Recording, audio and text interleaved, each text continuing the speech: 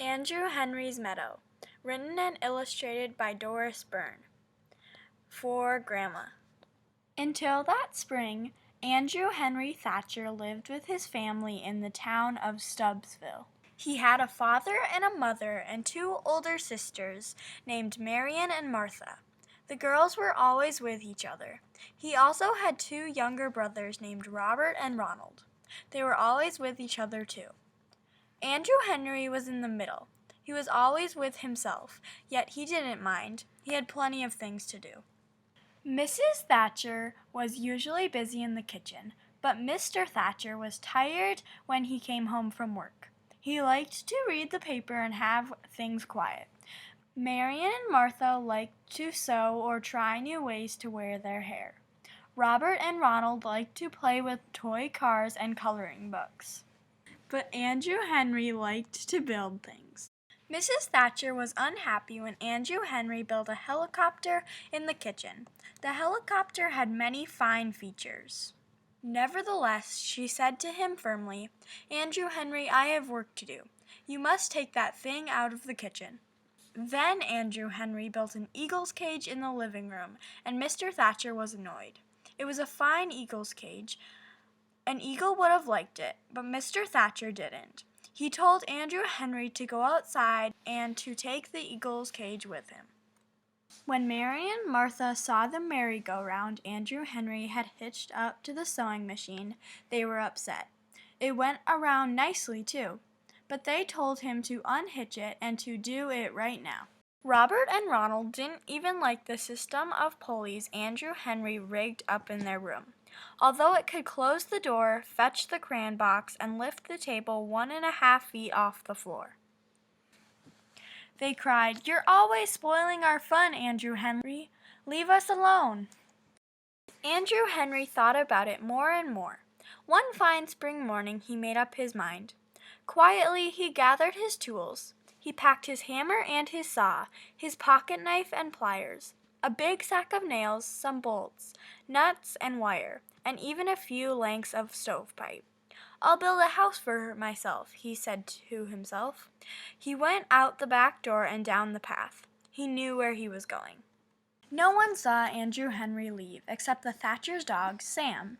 As usual, Sam started to follow Andrew Henry, but this time Andrew Henry told him firmly that he must stay home.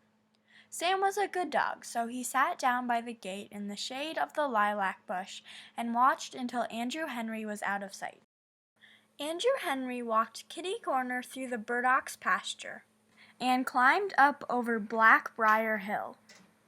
Then he went out across Warzybski's swamp and in through the deep woods. Finally, he came to a meadow.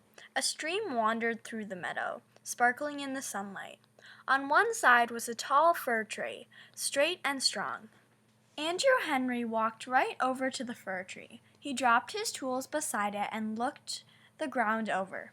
"This is where I'll build my house," he said to himself. He set to work, and before long the house was finished. The walls were made of clay and rocks and poles. The roof was made of fir boat, and outside one window there was a fine landing field for dragonflies. But Andrew Henry wasn't alone long. Soon Alice Burdock stepped out from the deep woods. She had her bird things with her. Mr. Burdock, who was a farmer, didn't care for birds. They ate his cherries, scratched up his corn, and nested in his barn. He put scarecrows in the cornfield and tied tin cans in the cherry trees to scare away the birds. He even kept 4 cats in the barn to discourage the swallows from nesting there. But Alice liked birds. She had brought along what she could. "Andrew Henry, will you build me a house too?" she asked. "Sure thing," Andrew Henry said. It was a nice house, especially for a person who liked birds. A ladder climbed straight up the trunk of the old tree to the house. There were plenty of bird baths and feeding stations. There were even bird houses and a balcony for watching birds, and even a handy rest for Alice's binoculars when she wasn't using them. Next, out of the deep woods came George Turner. He had most of his boats, all of his fishing poles, and his biggest paddle wheel. Mrs. Turner didn't like him to use these things in the bathtub. George wanted Andrew Henry to build him a house too. "Sure thing," Andrew Henry said. First, they built a bridge over the creek. Then they built the house on the bridge so that George could be near the water. The house had docks for the boats and built-in fishing poles. The paddle wheel worked for a fan to keep George cool. It was surprising how much power that paddle wheel had. Then Joe Pulaski arrived. They built him a dugout house. The door was on the roof and the chimney stuck out of the ground. Joe wanted an underground house so that his pets would be comfortable. He had gray mice and white mice, a pet mole, and a pair of brown rabbits. The house had rooms and passageways for his pets. The mole's passageways were wonderfully misleading. Jane O'Malley and Margaret Lee Porte showed up next. Andrew Henry built Jane a house that looked like a castle with turrets. They dug a ditch around it which filled up with water from the creek.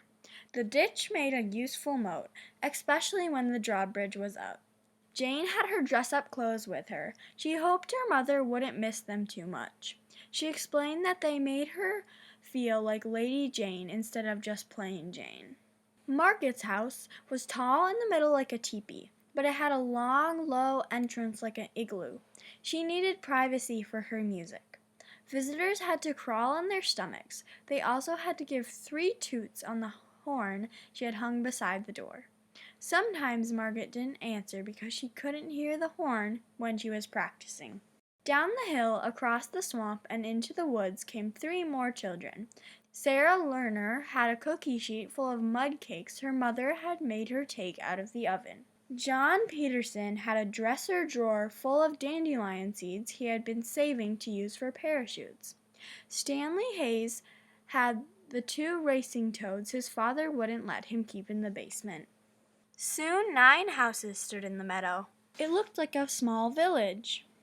But in Stubbsville, the Thatchers were looking for Andrew Henry, and the Burdocks were looking for Alice. Soon the Turners, the Pulaskis, the O'Malleys, and the Laportes, the Lerners, the Petersons, and Hayes all began looking for their missing children.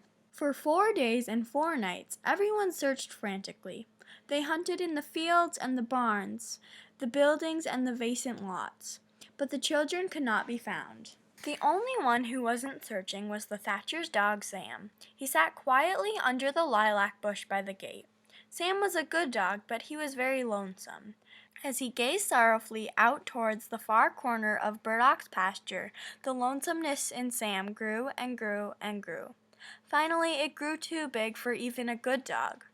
On the morning of the 5th day, Sam raised his head and out poured a long, aching howl.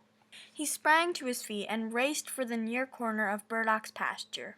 The townspeople all heard the howl and saw Sam racing off with his nose to the ground.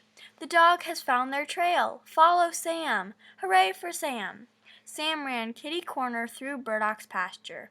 The fathers and the mothers, and the sisters and the brothers, even the cats and dogs of the missing children all ran kitty-corner after him. They climbed up over Blackbriar Hill and went across to Warzybski Swamp and in through the deep woods until they came to a meadow. It was Andrew Henry's meadow. There were the children. What excitement! The 9 children, their parents, and all their sisters and brothers met with shouts of joy. They laughed and hugged each other. The fathers and mothers were too happy to scold or to ask any questions. Their children were safe. Andrew Henry and his friends were happy too. They had been away from home for 4 long days and 4 very long nights. The village in the meadow had been wonderful. They would not forget it. But they missed their mothers and fathers, their sisters and brothers, and their cats and dogs. They were ready to go home. The Thatchers gave Andrew Henry the corner of the basement behind the furnace just to build things in. He built a roller coaster for Robert and Ronald's toy cars. By using a bucket and parts of an electric fan, he made a hairdryer for Miriam and Martha. The pipe filler he made for his father worked the same way as a bird feeder does. And he was especially proud of the automatic table setter he made for his mother, although it did take up a lot of room. Andrew Henry was pleased to have such a fine place to work. and his family was always curious to see what Andrew Henry would build next. The end.